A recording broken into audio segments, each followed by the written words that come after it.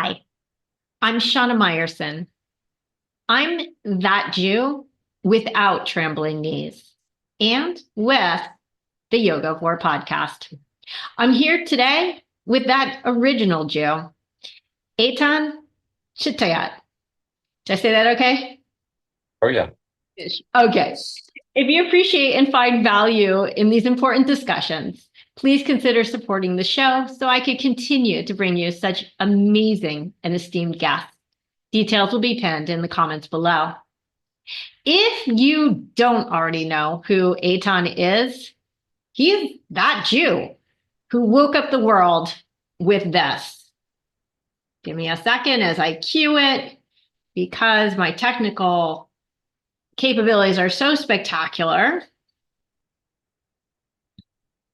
Okay, sorry. That did not go as seamlessly as I was hoping it would. It never does. Here we go. Let's do this.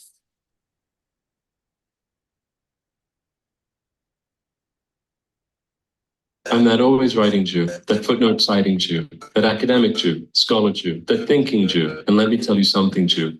Worker Jew, white collar Jew, that tend the flock and herder Jew, that calloused foot and hand Jew, that roam the barren sands Jew, that tills and works the land Jew, that old Jew, new Jew, that makes the desert grow Jew, that always trying to make things just a little better Jew. At the same time, don't mind if I'm a self-centered Jew, and that persistent sweated out Jew, that I made it big because I earned it Jew, that give me what I want because I know that I deserve it Jew, that arrogant Jew, that humble Jew, that whatever Jew I'm in the mood to be Jew, just like you, that oh yes, I'm just getting started Jew.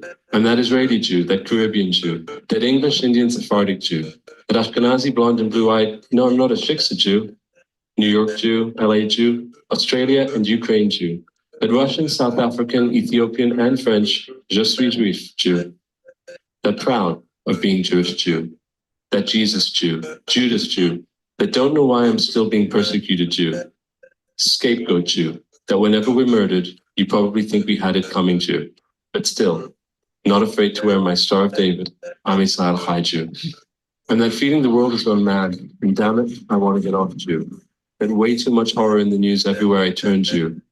That fed up with ISIS beheading Christians, knife-wielding, suicide-bombing lunatics Jew. That disgusted by Boko Haram, Boston Marathon, Lynn Cafe, Pakistani schoolchildren killers, and I've had enough of radical Islam to last me a lifetime Jew. That they're killing so many of their own, but somehow we're blamed for that too, Jew. That wake up world, Jew. And that you don't want to hear this, but I don't give a damn what you think, Jew. That you're just going to have to deal with it, Jew. That bullied in high school, Jew, because I was rocking a yarmulke, Jew. That standing up to you, Jew. That talk to the hand, Jew. And that Iron Dome cheering fan club, where were you when the missiles were raining down on Tel Aviv, Jew? That just shalom motherfuckered you off my Facebook page, Jew. That sick of your double standards, Jew. That UN today equals useless nations to me, Jew. That we'll fight it out if you have a problem with me, Jew. And yet, I'm that desperately wanting to live side by side in peace with you, Jew. That get to know me, and you'll see we're not so bad like they make us out to be, Jew. Bingo. I'm that who knew, Jew. I'm that needing to explain Jew, that let's figure it out together Jew, that questioning Jew, the never ever just one answer Jew, that contemplative Jew, that wild hair genius Jew, that psychoanalytical and let me tell you something about you and your mother Jew, that never claimed to be perfect Jew. I'm that shelf sagging with Nobel Prizes Jew, that brilliant scientist Jew, that astronaut Jew, that inventor of something that's part of your everyday life, but you don't even know it Jew, but I'm also that let's laugh it up Jew, that I'm on a boat and it's good to be the king Jew. Not that there's anything wrong with that, but I'm the new rules in your face, butt-kicking, sassy, sexy, smart Wonder Woman Jew. That Harvard actress, director, and Princess Leia's mother all rolled into one Jew. That fiddler on the roof, always performing, but damn, I'm gone too soon Jew. And that lox and bagel noshing Jew. That falafel and hummus eating Jew. That couscous, schnitzel, latkes, and matzo ball soup Jew. I'm that only liberal democracy in the Middle East Jew. And that became a refugee when my ancestors were kicked out of Arab lands Jew. I'm that political Jew, that activist Jew, that gay Jew and female rabbi Jew, that eat a Big Mac, but I won't touch bacon Jew, that looking for the truth forever wandering Jew. that just want to get married under chuppah and break a glass under my heel Jew. And that Merry Christmas, Ramadan Kareem, have a good whatever you're celebrating Jew. And that Hindu high-fiving, Sikh fist pumping, Christian loving, Muslim friend having, Buddhist and Baha'i, I'd love to get to know you better Jew. And that religious Jew, that secular loving my heritage Jew, that brother in arms Jew, hero Jew, soldier turned olive branch holding Jew, that put 3 bullets in my back, but you won't kill my dream Jew, that yearning for peace. And I've never been to Israel, but I'll get there someday because it's my homeland Jew. That almost 6,000 years and I'm still standing Jew. That Hatikva singing through the tear in my eye Jew. And that won't apologize for surviving Jew. That fighting for my rights Jew. That number 1 and number 6 million and every number in between Jew. That learned from what happened to us in the Holocaust Jew. That never, ever again Jew. And that wish there were more of us Jew. That creative Jew, business funk and folk Jew, that dancer Jew, painter Jew, that Taylor Baker wedding singer Jew, that neurotic Jew, part Jew, let love rule, and wannabe honorary Jew, and that lucky father Jew, that husband to a wonderful woman Jew, that son to loving parents who worked hard so I would be happy Jew, that grandson to those who suffered so we would just make it Jew, that thanks to them, I've got my whole life ahead of me Jew. And that everything's got a reason for being, and I'll keep looking for the answer, Jew. That writing this to all my Jewish brothers and sisters, Jew, and to those who aren't Jewish, but get this and show me love. And that writing this to you with utmost respect, Jew. And that believer that we're going to be okay because there's no other choice, Jew. That hang in there and keep your head up, Jew. That human dignity will prevail and the world is made up of decent people, Jew. And that believer that the decent people will win in the end, Jew. Not a wishful thinking Jew, just true Jew.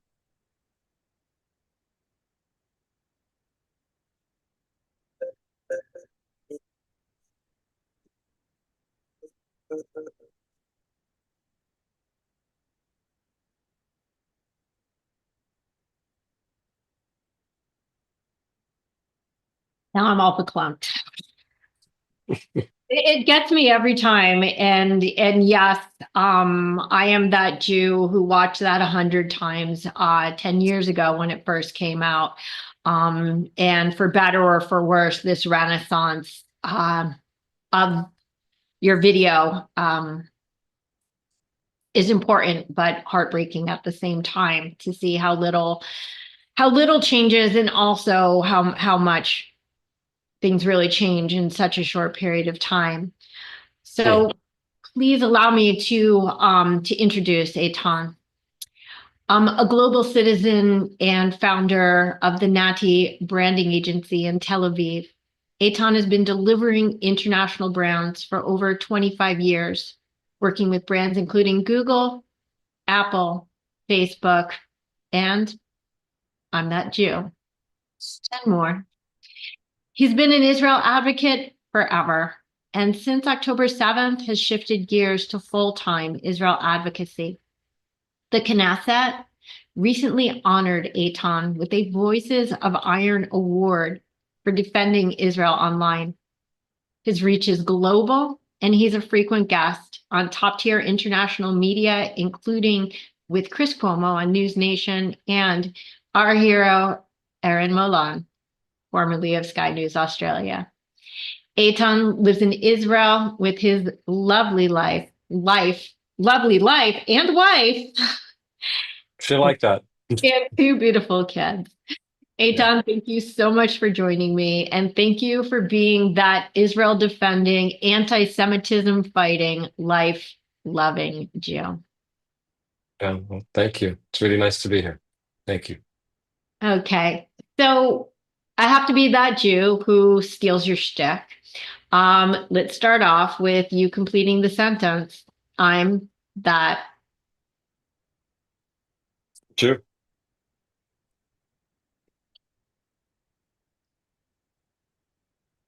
Okay. Well, that was the shortest answer I've ever received. You are that. Okay. I think it's kind of sums it up, don't you think? It does and it doesn't. So let me follow up with that question. What does being a Jew mean to you? You know, Shai, I was on Shai's show, Shai Davidai, and he asked me a question, and I spent a lot of time thinking about it. And he he teased me. He was like, "But you wrote I'm that Jew. Why is it taking you so long?" Um, it's everything. I mean, it's everything. It's very hard to separate the heritage and the culture and the belief and the values and the whether, in my case, I'm not religious, but there is an aspect of religion and spirituality as well. It's in every cell in my body. It's me. So when someone says, "What does it mean to be Jewish?" I feel like saying it means that I'm being me. So that's what it is, I guess. And that's why I'm that Jew is as long as it is and could have been much, much longer because it's everything.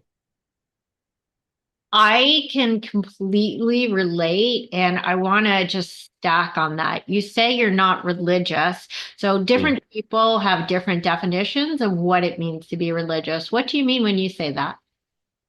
I mean, like I'm not a devout Jew. I don't pray. I don't go to the synagogue every week. I'm not kosher. But at the same time, I do celebrate most of the Chagim. I do not um, kind of stray too much from my identity, but on a very my Jewish religious identity. But I'm just secular. I'm not a devout religious person at all. I didn't grow up religious. I'm secular, mm, traditional.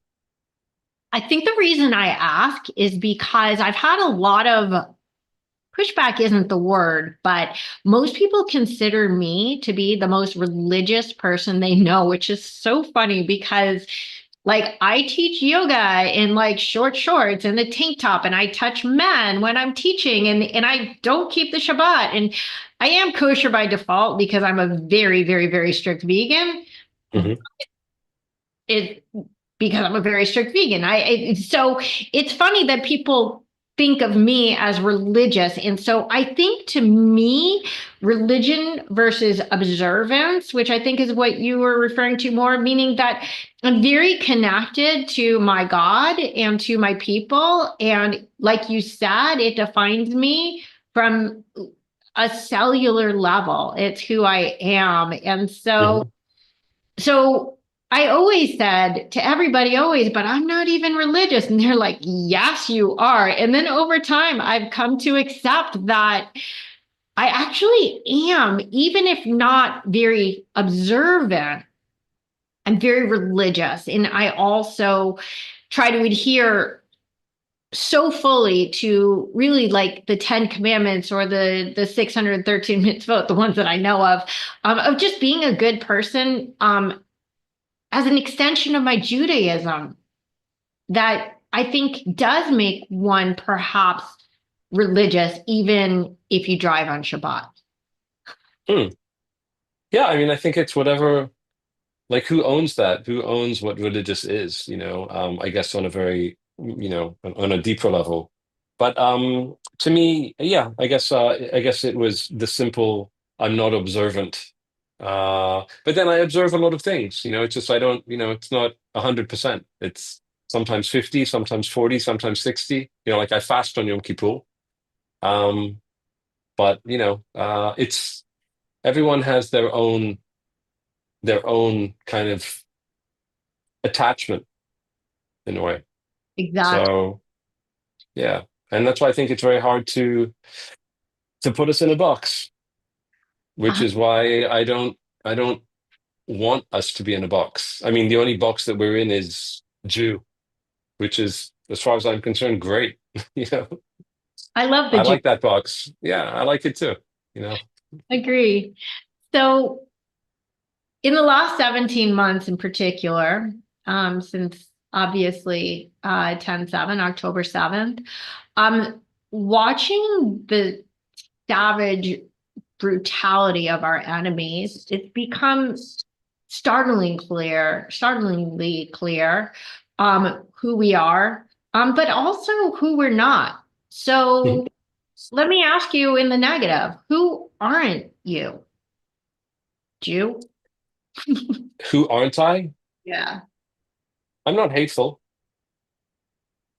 I think that's the first thing. Like, I don't think I'm a hateful person. I'm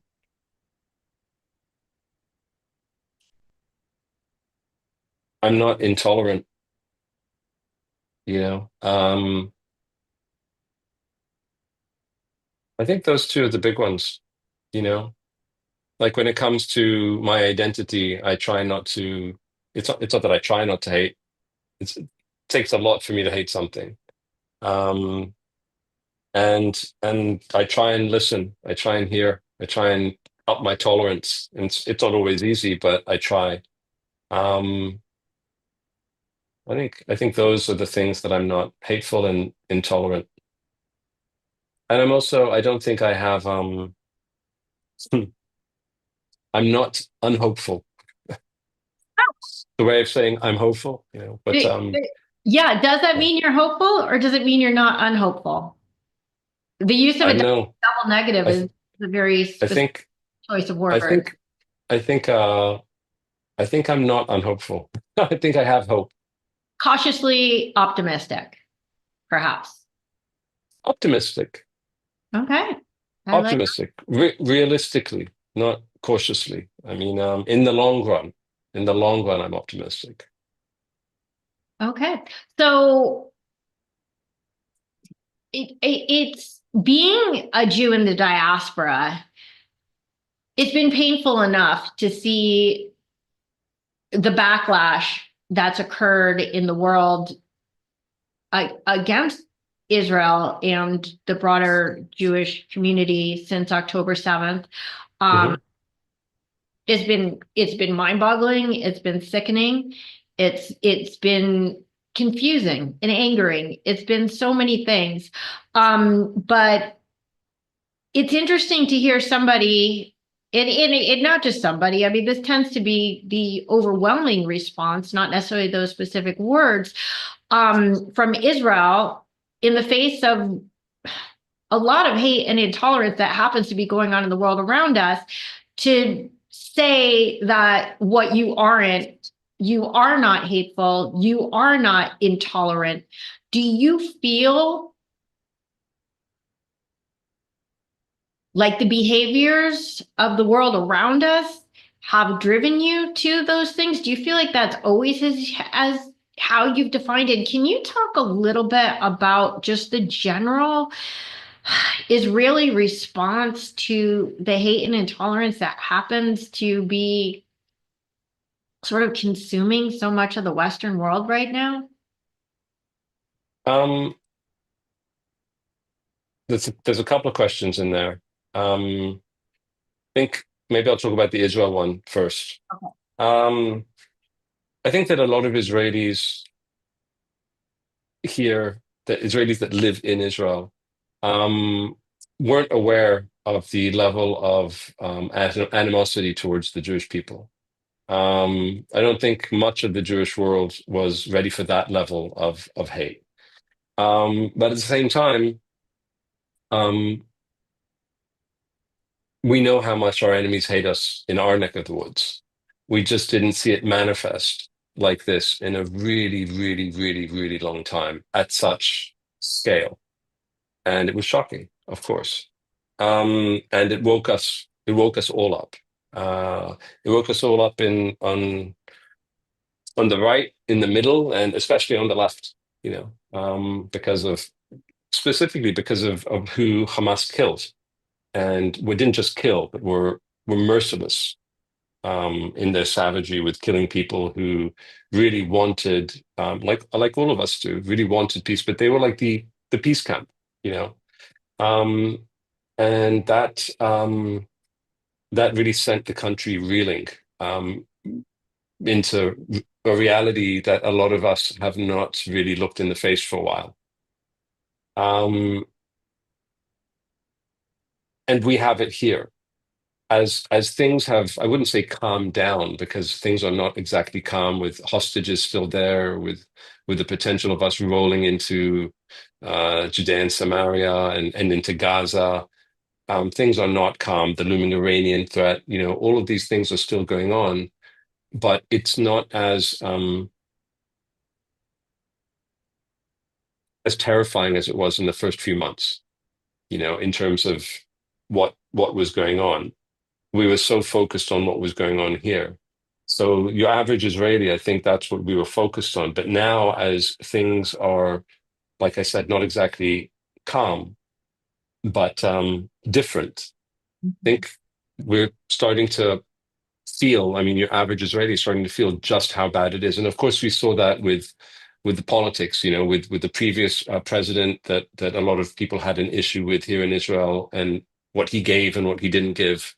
And now you have the current president, and you see what he's giving and not giving. So people are much more aware of the sentiments. And I'm hoping that the silver lining here is that is that your diaspora Jew and your Israeli Jew start to come together a little bit more. That could be a silver lining. We'll see. You had another question, but I can't remember what it was now. But I think that a word that just came to mind that oddly enough has not come to mind in 17 months, and I think summarizes it the most is I guess I feel, even from afar, and I can only imagine how amplified it would be if you live in Israel, is crestfallen that we, the Jewish people, the Israeli people, were subjected to the most horrifying massacre and orgy of evil seen in the West since the Holocaust, and the world's response was to turn on the Jewish people, on the victims, and I think I don't know if that's true. I mean, I know it is absolutely true, but I mean, I don't know that that's the reason. I don't think that the world turned on us. I just think that our enemies did an outstanding job in painting a picture that is false. So you have the haters, and they're the haters, but you have who the haters influenced with the plan that they implemented. And that is why a lot more people hate us. Now, so I'm very careful with the language of the world turned its back on us. I don't think the world really knows who we are. And I think that our enemies have managed to paint a picture that the world believes. And they were ahead of the curve. They envisioned something, they brought it to life, they invested in it. They had a pool of people and an audience that they grew and grew and grew over the course of a long, long time, and a lot of work, a lot of money. And so I don't know that the world turned its back on us. That's what it feels like for us, of course. But I think a lot of it is because of perception. I think a lot of it is because of perception. But the bottom line is, yes, we were abandoned by the world. yeah, and I don't. In fact, I shouldn't even say the world, because all polls suggest that a vast majority of the Western world stands with Israel and the Jewish people. In America, the polls come consistently in the 80% range. It's the matter of who's screaming the loudest, and that 20% is so loud. But I think that okay. Anybody who's been following this conflict for a long time, like I have, like you have, like so many people have, knew that the narrative was going to turn on Israel. I mean, that first day, all of us said, okay, we'll give it 2-3 weeks, right? I mean, Shapiro was saying that, and Prager was saying, all of the people were saying that. We all knew that. That wasn't the surprise. I was saying that, and I'm just Shana Meyerson in Los Angeles, California, right? I knew. It's nothing new. But something deep inside of me at least thought for a minute, now they'll understand. Now the world will understand what we're really fighting for, what we're really up against. And within hours, We have, dozens of organizations at Harvard saying they place the blame squarely on Israel. And you have people dancing in London for the massacre of Jews in Israel. And the blood's not even dry. And the Hamas is still rampaging in the South. And I think it was a stark wake-up call. The anti-Semitism was not created that day, but it was, for some reason, given a voice that it was finally okay. And I think that being in the diaspora is different from being in Israel, where it's like, we just took this unconscionable blow. Like, how can anybody possibly turn against this moment?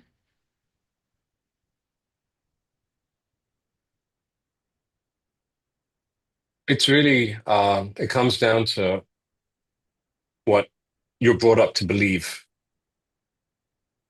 And what a lot of people have been brought up to believe are a lot of awful things about us. And it comes from a real base of hatred. It comes from a base of a culture that hates the Jews. It's not just people crying about anti-Semitism. I mean, in the Arab Muslim world, there's a real hatred and intolerance of the Jewish people that has been intensified over the last 100 odd years, but goes back hundreds and hundreds and hundreds of years. And so there's an indoctrination of hatred and intolerance. And it's something that a lot of people don't feel comfortable talking about because of this PC world. But I think that Bill Maher is a great spokesperson for this particular subject. It is what it is. There is a correlation between hatred of the Jewish people and Muslim culture, because it's something that is taught, and there are a lot of Arab Muslims. So when you have this decades-long history of conflict, which is not based on land, it's based on a refusal to accept the Jewish people. Period. I'm not even talking about the land of Israel. Just I can tell you, I'm half Iraqi. My father survived the Falhud, which is the equivalent of a Polish pogrom. Which, by the way, when you say pogrom or you say Falhud, people don't understand. These were massacres just because people were Jewish. Right. So that Months. just exists. It just exists, and it's always existed. And I think that especially in the West, American Jews got a little bit too comfortable over the last 30 years, just being, assimilating. And I don't mean assimilation with marriage. I mean just like assimilating into the culture, which I think is important and necessary, but to the point where you forget who you are. And when you forget who you are, or you don't express who you are, or you depart from who you are openly, then over time there's a vacuum of your voice. There's a vacuum of you saying who you are, and then you have people on the other side who are behind the scenes and under the rug. They're shitting on you. They're shitting on your name, and then so they have their voice and they have their story about us, and then us with our story, we're just like, we keep it to ourselves. We're not open about it. We might not hide it, but we don't really. We've never been outwardly, hey, we're Jewish. That's not our way. And in time, it gets to a stage where, for many, many reasons, it kind of like exploded. And one day you wake up as a Jewish person and you're like, wow, why do all these people not like me? They don't like you because they don't know you, because you haven't ever spoken up about who you are. And so it doesn't surprise me personally, because I've been doing this for quite a while, and every few years in a conflict, I do go to the chat rooms on Facebook, my God, the old platform, and I see what Kanye West supporters were saying 5 years ago or 4 years ago, when he was really getting a bit crazy with what he was saying. And you just saw in the tens of thousands of comments this open anti-Semitism. So I've known that it's there, and it's only growing. It's very difficult to wake up to that, but that's a good thing ultimately right now. It's not good and it's not pleasant, and I'm not happy about it, but better to be aware of it and to act on it and to wake up from the apathy and the silence of the Jewish people than to continue on this path. Then one of the reasons that I say that I'm hopeful is because I look at how we're fighting. I look at how we're fighting, and we don't talk about that enough, but we are fighting, you know. And when I say fighting, I don't mean Israel.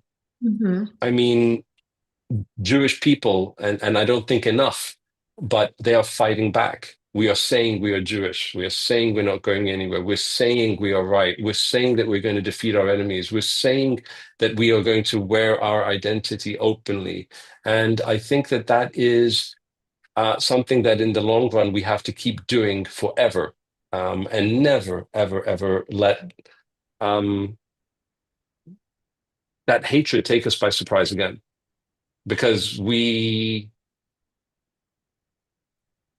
let down our guard, Sana, Sure. with who we are, and with the investment of our story so that other people can see who we are. And when you do that, you will pay for it, and we're paying for it. So to that, I'll say, yes, complacency has become dangerous, but it shouldn't have to be that way.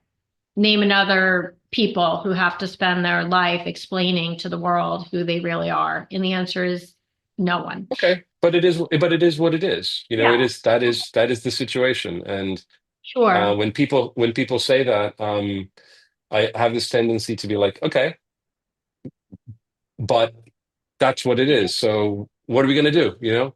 Exactly.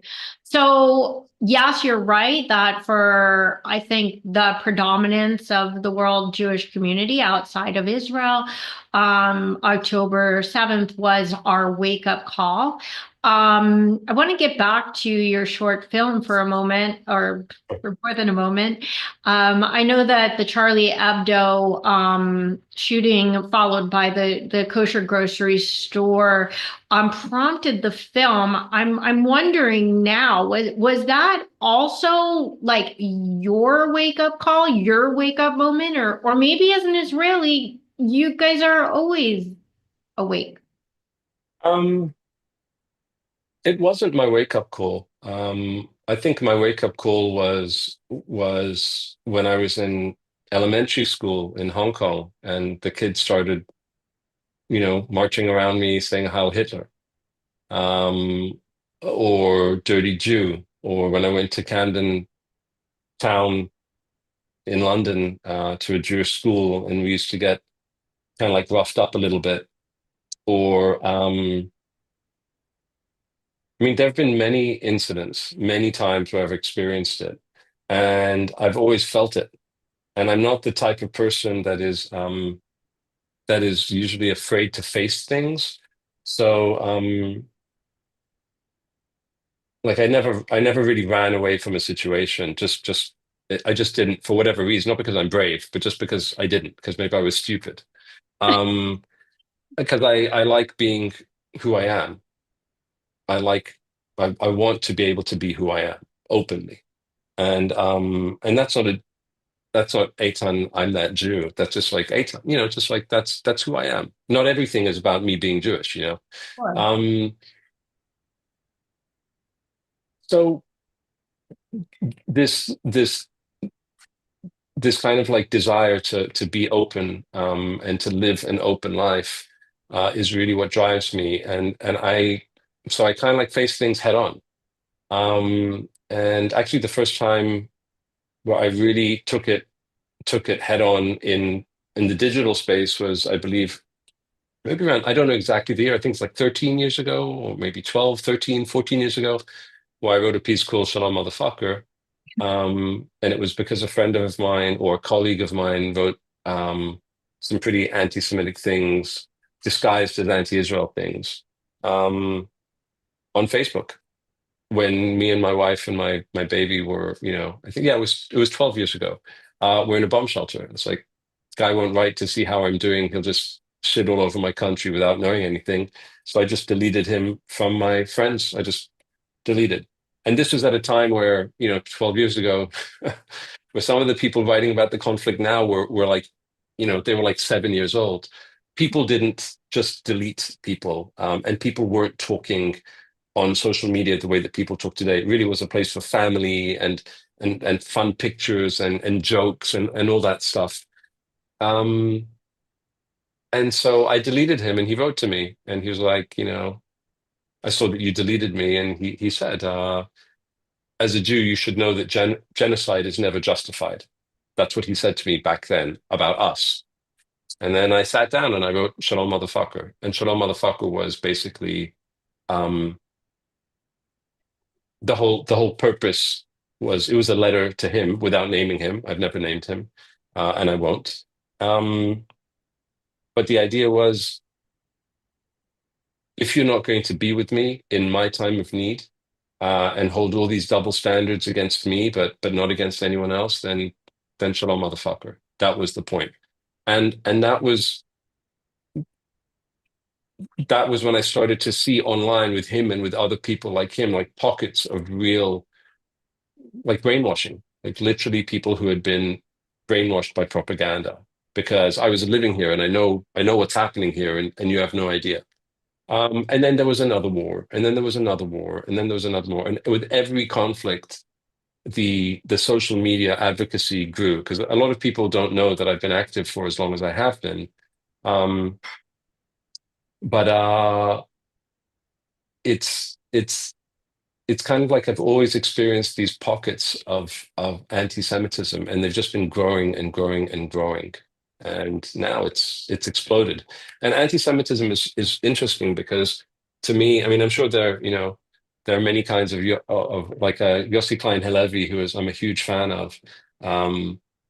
He talks about anti-Semitism so eloquently, but to me, there's like pure Jew hatred, and you're just like, you just don't like Jews. And then there are anti-Semites who are not even aware that they're anti-Semites, because they don't hate Jews, they don't dislike Jews even, but they hold us to a double standard because of culture. So there's that anti-Semitism, which I think we're seeing a lot of right now. It's not all Jew hatred, I don't think, but a lot of it starts with Jew hatred, and then well, they need to answer for this where no one else needs to. So that's something that I've been seeing a lot of too. That's something that we all were. None of us were ready for this kind of wave of anti-Semitism. Sure. I guess another like sad commentary is that when you started just talking about your friend and he confronted you and said, quote unquote, as a Jew, my immediate question was, is he Jewish? Now, you talking it half Jewish, half Jewish, half Jewish. And so, yeah, there's this double sadness of really self-hating Jews that start all their sentences with, as a Jew, like, I represent the Jewish people, and this is, my condemnations of my own people. But then there's also external factors where people who aren't Jewish at all, and your friend is half Jewish, but who also want to tell us, like, as a Jew, like, don't tell me what a Jew is, because I happen to be the Jew in the room. Mm-hmm.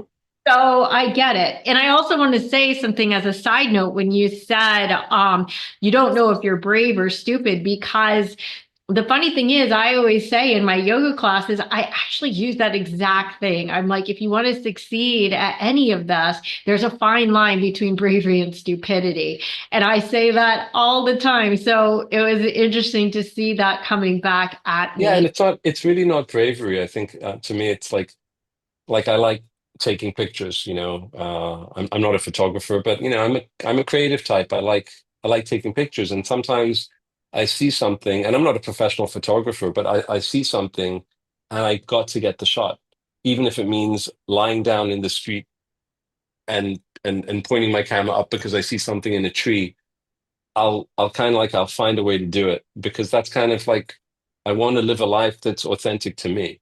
And yeah, but you have to be careful. You have to be careful. Yeah. Yeah, your attention to detail. I mean, I think that, so I've probably listened to everything that you've ever said or written about the actual film. Really? Wow. I do my research, let's put it this way, and I followed you, but I do my research.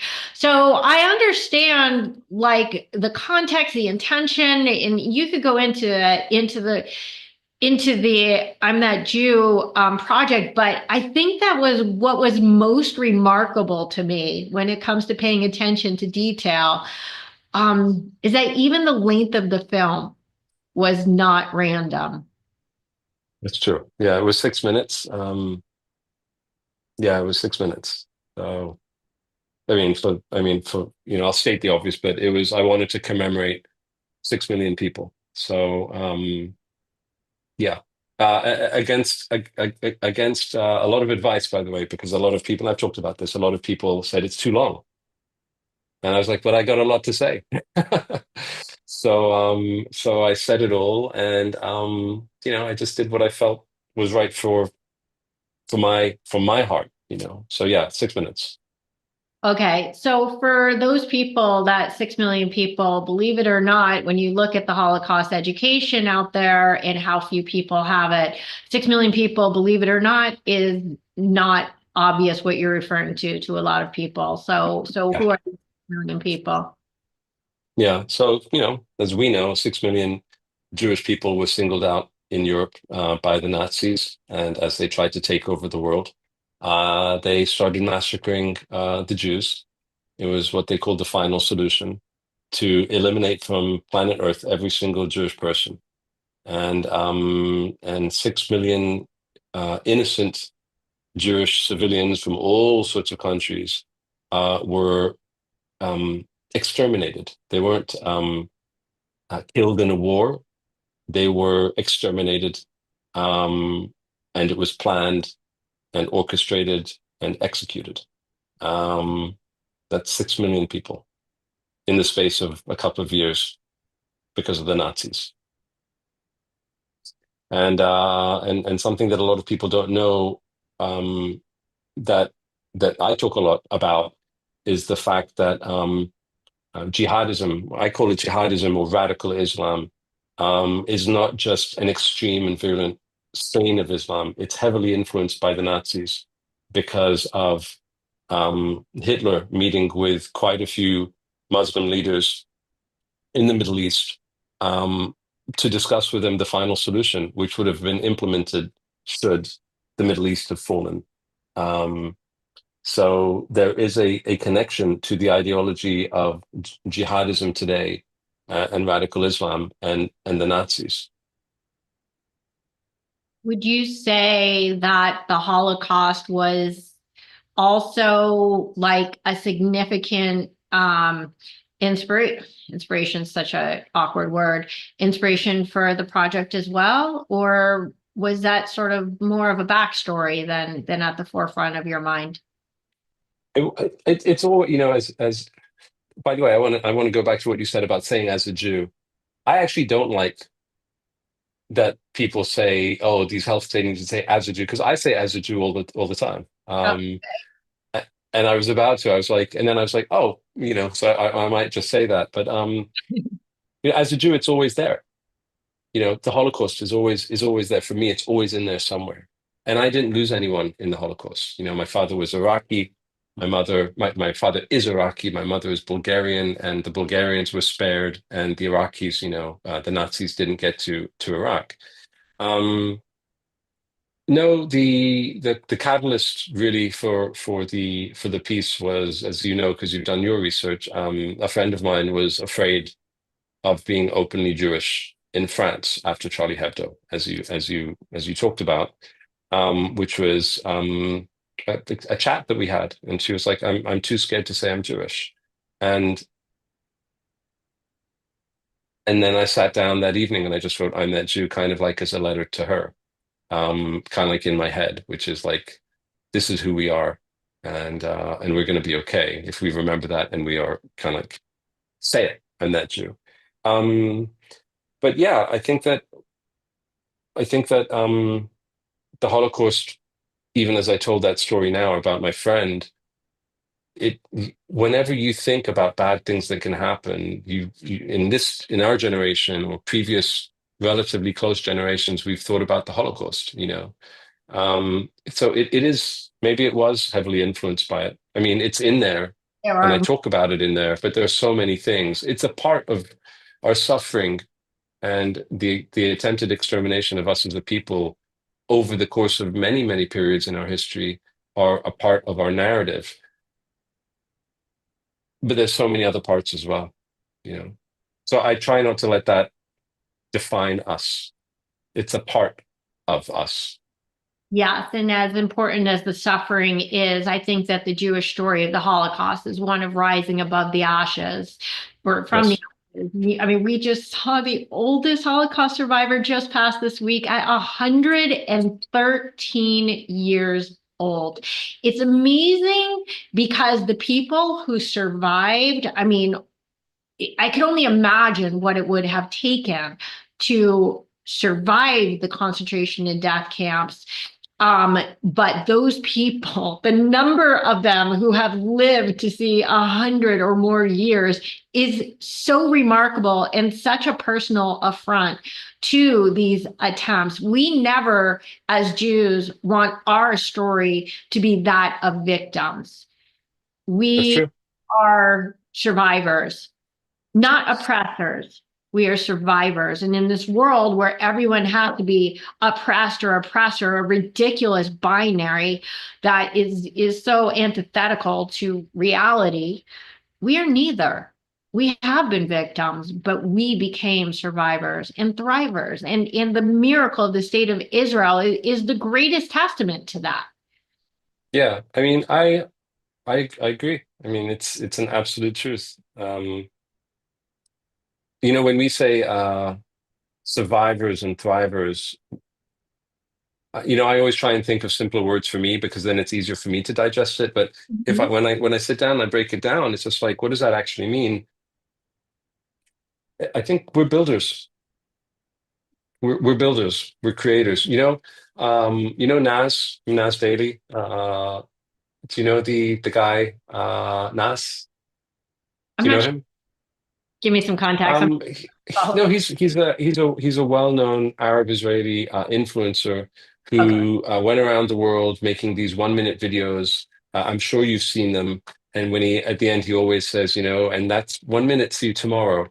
So he made all these videos, and he's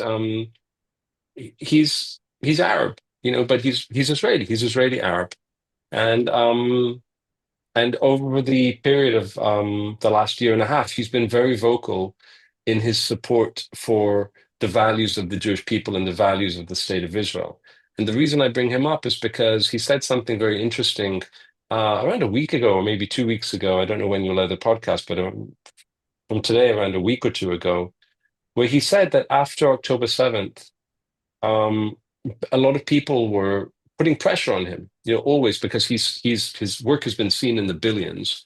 And, you know, to be in a position where you're Israeli, but you're not Jewish and you're an Arab, you know, you're not embraced by the Jewish people and you're a sellout maybe to your people. It's a very difficult position for him to be in, um, with the reach that he has as a social media influencer. And in the interview, he said something. He said, you know, I was being put under such pressure. And, you know, I just said, I believe in two things, and I've become very extreme. You know, he said, I've become extreme as well. But the extremity in my worldview is I've divided the world into two camps. He said something like this. One is you're a destroyer, and the other camp is you're a builder. And he's like, I'm a builder. So anything that that is in that world of building, that's me. And I think that's ultimately the Jewish people. The Jewish people are builders, they're creators, they're doers, they're hustlers, you know. We we get we roll up our sleeves and we get to work. It's not just resilience, it's a spirit. We can't afford to be bums. We can't afford to be lazy. We can't afford to be complacent. We can't afford to be comfortable. We can't afford to just sit back and, and that's the blessing and the curse, but I think that that we're, like you said, we're survivors and we're thrivers. We're doers. We make shit happen. I really do think so. I think that's in our Yeah. DNA. Not everyone, not every single Jew in the world, but those are our values. Mm-hmm. Our values are about Building. making things, making shit happen. Yeah. Finding solutions. Yeah. Absolutely. I don't know the figures, but we are punching so far above our weight class when it comes to, for example, Nobel Prizes, particularly in the sciences. Like we're 0.02% of the world, and we have something like 30 or 40 or 50% of the Nobel Prizes. And again, like you're right, we build, we create, we find solutions. I mean, people who don't know the Jewish people, and we don't need to go into the story of it because I know that we don't have time to talk about it all. But there's the Jewish, they own all the land, they're money grabbers, and then there's other Jews, they own Hollywood. Well, no, the Jews do not own Hollywood. We do not own Hollywood, but we did create Hollywood, and there's a whole story about how we created Hollywood, and people should read the story of how the Jews that escaped the Holocaust literally created Hollywood. And a little bit of respect, a little bit of gratitude, a little bit of like, okay, these people they're the shit, they get shit done. They make things that affect us too. But it means that we need to speak more, and not like I just did, not arrogantly, and not facetiously. But I think we need to speak up more about who we are and what drives us and why we are the way that we are, and not to let people who hate us and honestly who I think are envious of us define us to other people, and for us to just like let that happen. It's the dumbest thing ever, honestly. You get what you deserve. I think I'm not saying that we deserved this. We certainly didn't deserve October 7th, and we didn't deserve this kind of treatment. But we made some mistakes, and I think that we should own up to them, and we should now be aware of them, and now we should get to work and fix them. And fixing them means let people know who we are. Let people hear who we are from us. And that's what I'm That Jew is, and that's actually what I'm trying to create. And as a branding expert, it makes a lot of sense. Really quickly, we're closing in on an hour. How are you doing on time? Because I have 5,000 questions left, and I could ask one or two of them, or we could continue this. No, we can. Let's keep going a little bit, and then yeah, I think we're good. I think let's keep going. Like a 10 or 15-minute warning so I could get to the good stuff. I know, it's good. It's nice to talk to you. You're such a pleasure to talk to. And it's interesting that you would bring up the Hollywood thing, because we talked about this last week when I had my episode with Jonah Platt, who obviously comes from a huge entertainment family. I met Jonah. He's great. He's a lovely guy. He honestly is one of the most humble, unpretentious, like just simply kind-hearted people that I've come across. Everyone that I've met in this podcast has been such a gift. But he's a special soul. But we did talk about the Hollywood thing. Okay, so here's considering that I'm That Jew is doing the circuit again. People are watching it again. They're sharing it again. They're relating to it again. They're talking about it again. Can you tell me a little bit from your viewpoint, like what similarities and differences do you see in like the social climate in 2015 when you made the film versus 2025 today? When I made I wrote the piece in I think it was 2014, and then I made the piece over the course of almost a year, and then I released it in 2015, in October 2015. And the climate back then was, like I said to your viewers, people weren't expressing their Jewish identity openly on social media. Social media back then wasn't toxic like it is today. There's so much hatred, there's so much division, And for people who, are today on TikTok or on Instagram or, or whatever it is, 12 years ago ish, 11, 12 years ago, it wasn't hateful. It wasn't divisive. It wasn't toxic. It was a relatively pleasant place, Instagram was for pictures and it was fun, and Facebook was for your family and for your friends. And it was very difficult for a lot of people when there were some conflicts back then, when people would not speak up about it to defend Israel in a war, which happened when I wrote Shalom Motherfucker, because it was in Eitan, which is a war we had with Hamas, and Charlie Hebdo. If when that happened, okay, it was a massacre at a French publication of Charlie Hebdo, but the kosher supermarket killing was they targeted a kosher supermarket. It was targeting Jews, and the world wasn't up in arms. And with our war, the world wasn't up in arms. So the climate back then was people were uncomfortable, like really, really uncomfortable. So when I put out "I'm That Jew," and I did it on Facebook, and I wasn't anonymous about it. I said, "My name is Eitan Chitayat, and I'm that Jew." And I wrote something, and here was the film. What happened was it went viral on Facebook, and people started sharing it. And when you share it on Facebook, there were no like kind of fake accounts like there are today. If you, Shana, would have shared it, which maybe you did, your name would appear on it. Be like, yeah, Shana just shared this, and she's saying I'm that Jew. The climate over the past 10 to 12 years has been steadily, as we talked about, getting more pockets of anti-Semitism, more, you see it more and more and more. And when this exploded, there's been the shock, the initial shock of the silence. And then, as we talked about, the wake-up call that so many of us feel, not enough of us, I mean, we all feel it, but not enough of us are doing something about it. But the climate has changed in that it's so in your face now. It's so every Jew's problem now, that I think there's already a Jewish Renaissance. The first thing that you do when you feel this kind of attack and silence in the face of what we've seen is an attack on who we are. You're complicit if you don't speak up about this. So when you see that level of shock to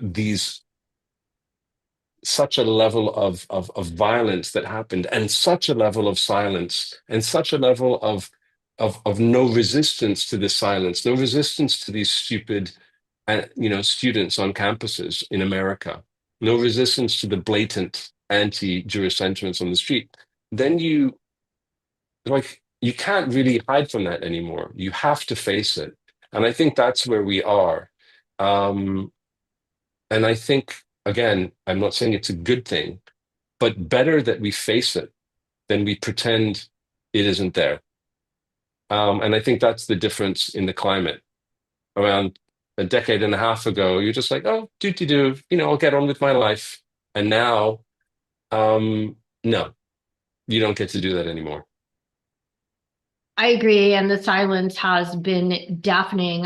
It's funny, in November 2018, which was about 3 years after your short film came out, there was like yet another spike in worldwide anti-Semitism, and each time it gets worse and worse. And I think that was the time that sort of knocked me off my feet of like, what is going on here? Because that's when I started seeing it in the yoga community, the world of love and light. And I'm like, what the heck?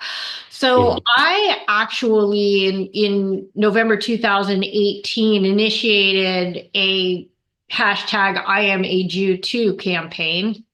Not I am. It's so funny. I wrote I am, and Carrie's like, no, it's I'm like, oh, I'm so sorry. I'm glad. That's okay. I'm actually really glad she pointed that out. It's like that. Yeah, it's like that. Exactly. By the way, people might ask where they can get this, because Yes. I'm always asked afterwards, it's sweetpoppylane.com. Sweetpoppylane.com, you can get this. That's the only place that I sell it. There's a lot of fakes, but and proceeds go to, some of the proceeds go to an Israeli charity. So Sweet Poppy Lane, if anyone wants it. Yes, but it's I'm that Jew. I'll have to put that in the show notes. Sweet Sweet Poppy Poppy Lane. Yeah. Lane shirts. Okay, I'll put that in the show notes for anyone who missed that. Sure. So anyway, I had this hashtag I am a Jew too campaign, and it was really just a positivity campaign. And it starts out basically saying like, if you like me, you like a Jew. And I talked about, just how Jewish values sort of create who I am. And it was really, there was nothing negative. It was just like, this is who I am. And you follow me. And guess what? Because most people in the world who hate Jews have never met a Jew. And that's actually been proven. Hmm? So anyway, I did this in 2018 on Instagram and Facebook, and yes, anti-Semitism was raging, but it hadn't been normalized yet like it is today, much like what you're talking about. And thousands of people participated, Jews and non-Jews, Muslims. I mean, it was crazy how many people like took part, many more than I ever expected. Now, flash forward to June 2024, last summer, where I attempted to launch a similar anti-Semitism awareness campaign. It was called hashtag Yogis Only Love, because again, of what I was seeing, the vitriol coming from the yoga community was so disturbing, and only about a dozen people joined in. Mm. And it wasn't the least bit surprising, actually, but it's still shocking. And social media has it's devolved into this cesspool of Jew hatred and intimidation. And in the vast majority of people, as you said, are maybe they're afraid to speak up, maybe they're unwilling to speak up, maybe they don't care to speak up. Which boggles my mind. But so you're so I'm that Jew has gotten, from I understand, somewhere in the vicinity of well over 5 million views. Is that accurate? Oh, the film has been seen on different platforms around 15 million times, and the actual work that I've been doing has been seen. I think it's 270 million times, 270 million times, or something, almost 300, something like that. Okay, But that's like that's all the work that I've been doing. right. Yeah. Okay, that qualifies as well over 5 million. So I'm wondering, so what do you see as the role of passive viewing, like people who are just watching, enjoying, being touched by, maybe not being touched by the I'm That Jew short film, versus those who refuse to be silent, who are actively posting and participating in social media? Like, how much of a role does touching hearts change the world? Well, that's a great question. That's a great question. I think that when you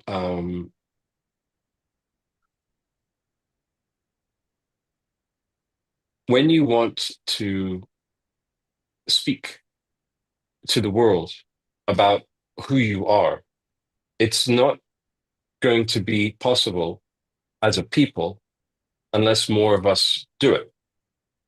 And I think that the challenge 12 years ago was that it filled you with pride, and maybe you shared it, but then you went about your life.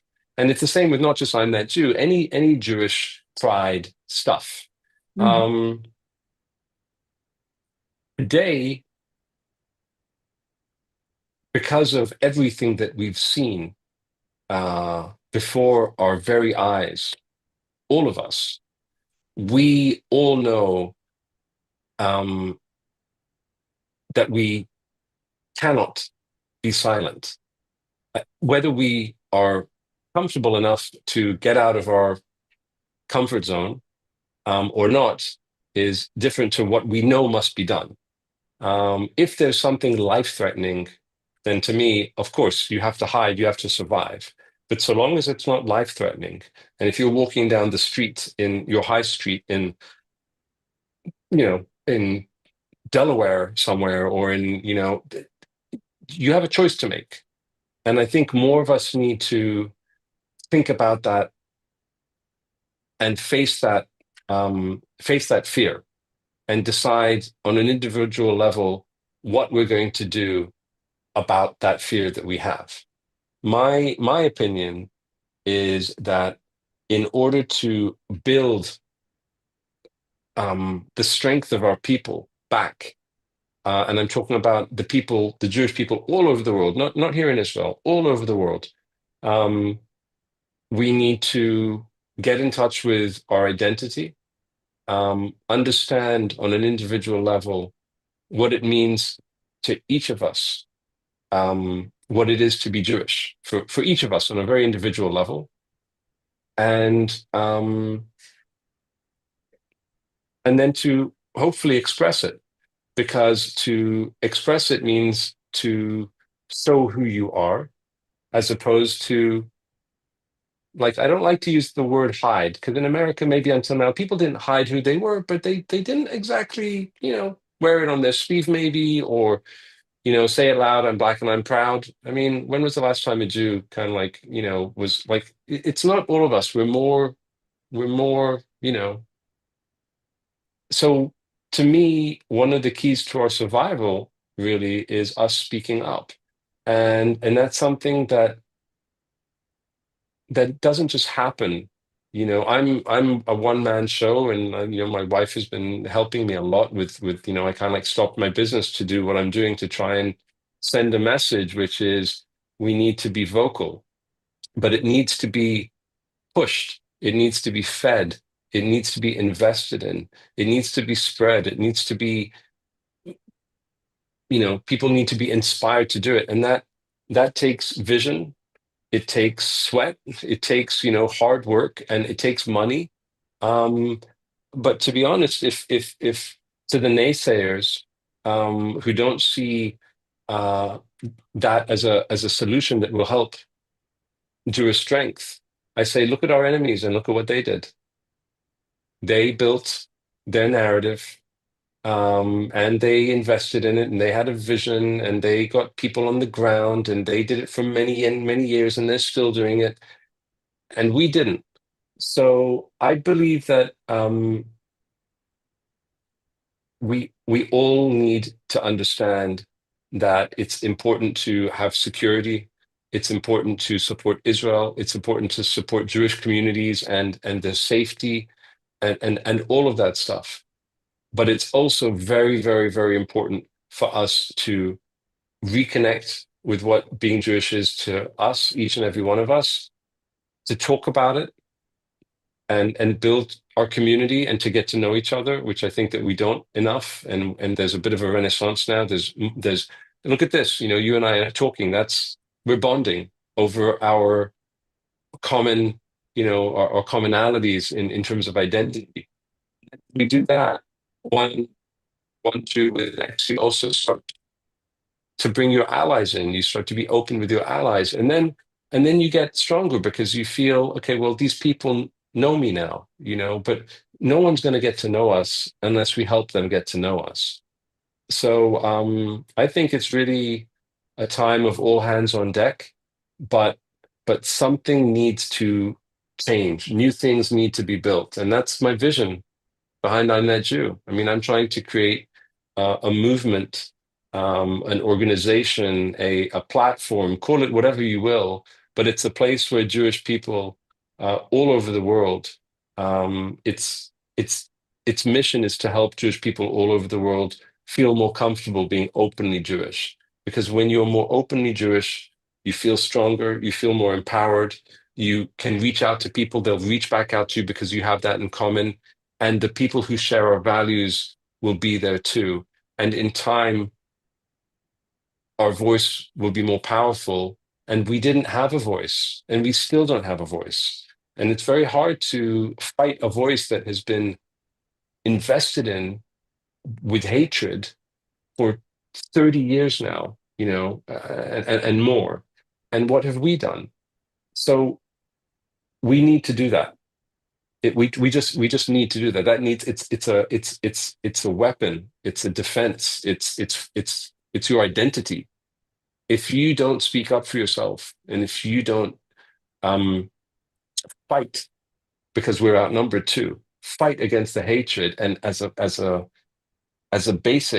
starting point, as a way of life, because it is what it is. We can complain about it, but there's 16 million of us, 0.02%. That's it. All of us have to be like 1,000, like 10,000 Jews. If we don't do that, and we don't make that a priority, we'll be in this situation over and over and over again. We need to invest in our story. We need to make sure that people know who we are, and not other people telling us who we are and lying to the world about who we are. And the only people who can do it, it's us.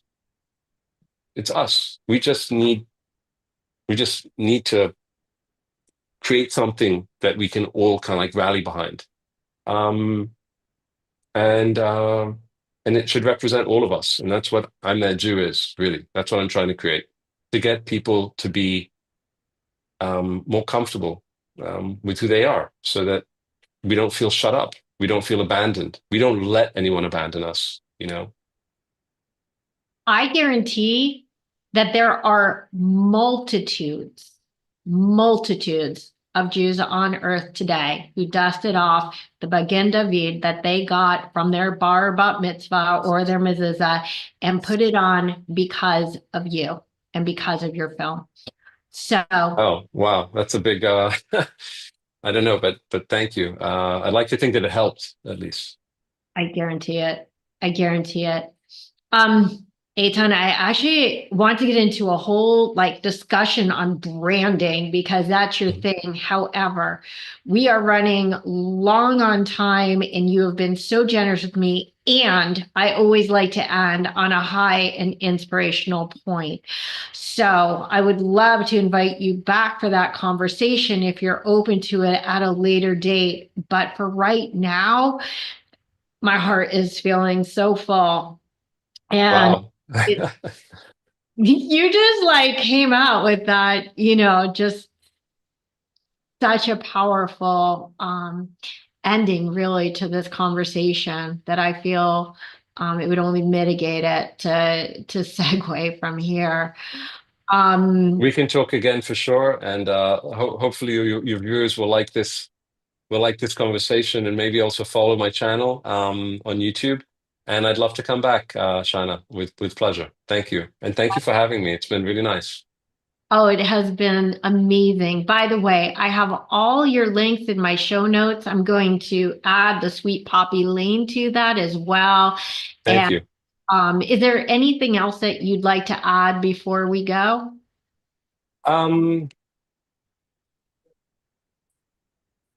No, it's really,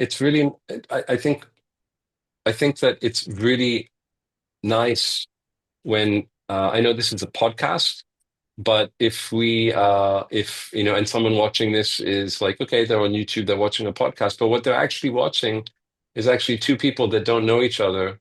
And we're Jewish, and that's what is bonding us, and that is the reason why we started talking. And it's a beautiful thing. And I'd like to end by saying more of this, please. More of us getting to know each other. More of you guys getting to know each other, from LA to Tel Aviv, from Johannesburg to Shanghai, and from Sydney to Paris.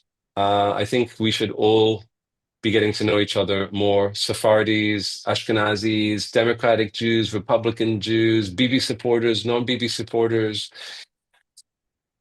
We're Jewish. We need to reconnect. That's what I hope for. Thank you, Eitan. And thank you for being that Jew who has really opened the world's eyes. Thank you. It's a pleasure. Thank you for having me, Shana. My pleasure.